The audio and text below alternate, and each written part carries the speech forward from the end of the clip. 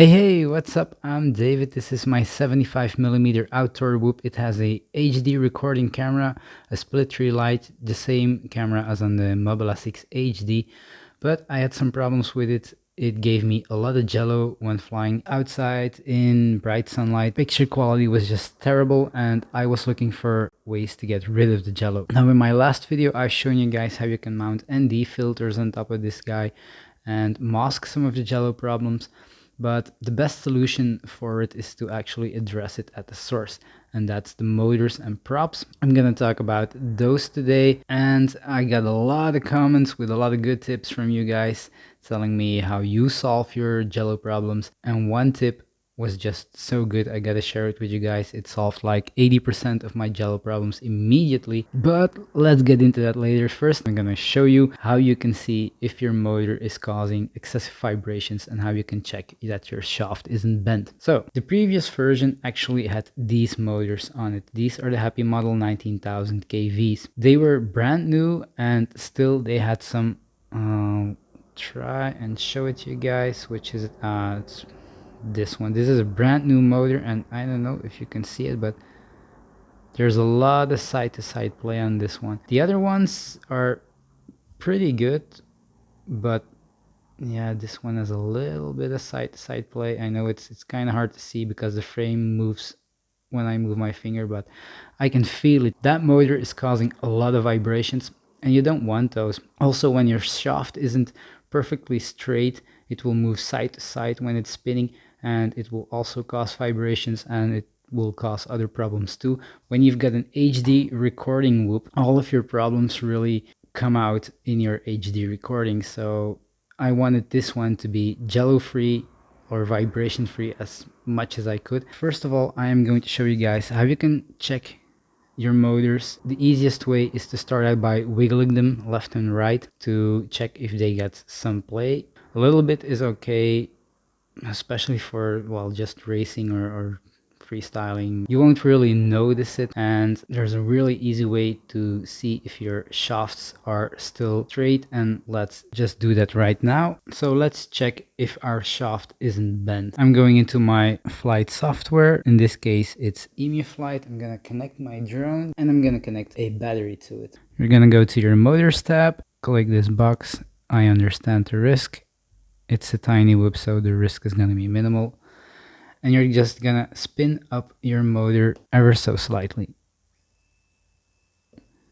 You can adjust using the arrows. If it spins too fast, you won't be able to see if your shaft is actually straight. The slower it spins, the easier it'll get to see if your shaft is still straight. So this one is good, no side to side movement, and you just do that for all of your motors. But what can you do if you've done all of that? You know your motors are good, your props aren't damaged, and you're still getting a lot of jello in your HD footage. Well, this worked wonders for me.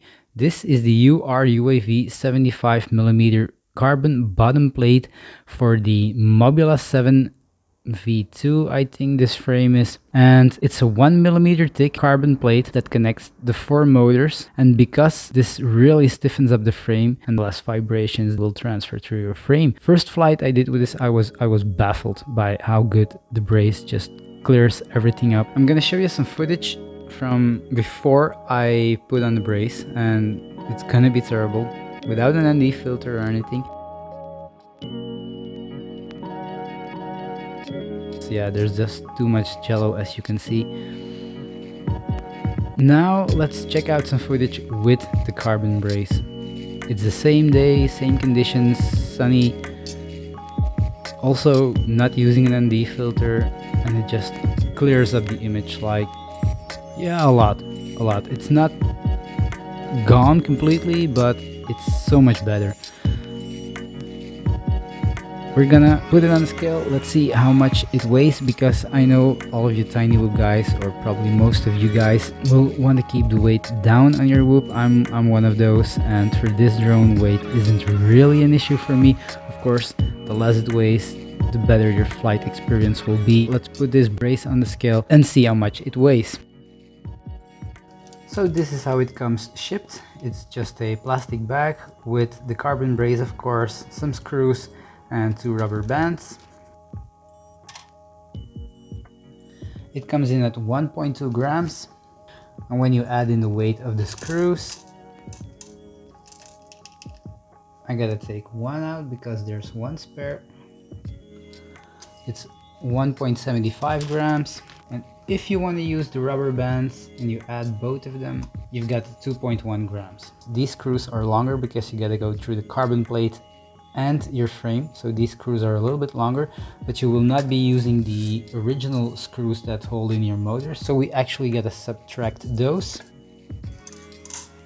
and they come in at half a gram. So you will be gaining about 1.25 grams. On this swoop, it doesn't really matter for me that I gain a little bit of weight, it's not too much. So if you do not mind gaining a little bit of weight, about 1.2 grams on your whoop, this will definitely clear up a lot of your Jello problems, and even if you get a race or freestyle whoop, stiffening up your frame will make your whoop react faster to your stick inputs, make it corners sharper. It will give you some benefits, and yeah, I think I'm gonna test that out next. I got all winter to play with my drones because winter is coming, so I'm gonna have a lot of fun with this. And if you're looking to buy one, they cost about, I think, 12.5 euros from Banggood. I'll put a link in the description below if you want to test it out for yourself. I hope this video helped some of you guys out, and I'll see you in the next one. Take care, guys.